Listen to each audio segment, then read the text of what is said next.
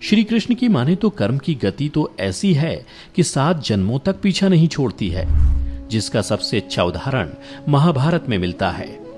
वाणों की शैया पर लेटे हुए भीष्म ने जब श्री कृष्ण से पूछा कि मुझे ऐसी मृत्यु क्यों प्राप्त हुई, तो श्री कृष्ण ने उन्हें 101 जन्म पूर्व की घटना याद दिलाते हुए कहा कि 101 जन्म पूर्व आपके कारण एक करकैटे की मृत्यु ऐसे ही हुई थी, इसलिए आज आप वाणों की शैया पर पड़े हुए हैं।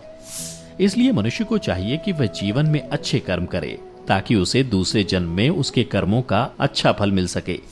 कर्म के बाद गरुड़ पुराण में कर्ज का वर्णन किया गया है, जिसके अनुसार इंसान को चाहिए कि यदि वह जीवित रहते किसी से कर्ज ले तो उसे मरने से पहले जरूर चुका देना चाहिए, क्योंकि लिया गया कर्ज और दिया गया कर्ज दोनों ही जन्म जन्मांतर तक पीछा नहीं छोड़ता है।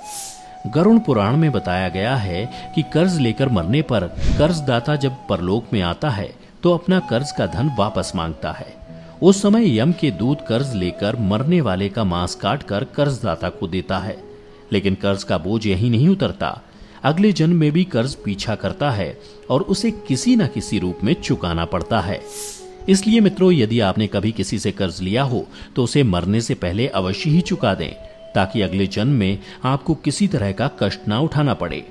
कर्ज के बाद जिस 5वीं चीज के बारे में बताया गया है वह है पुण्य, जो मृत्यु के बाद भी मृत आत्मा के साथ यमलोक से लेकर दूसरे जन्म तक बनी रहती है। पुण्य गरुड़ पुराण में बताया गया है कि आपके द्वारा किया गया दान परोपकार का पुण्य कई जन्मों तक साथ चलता है।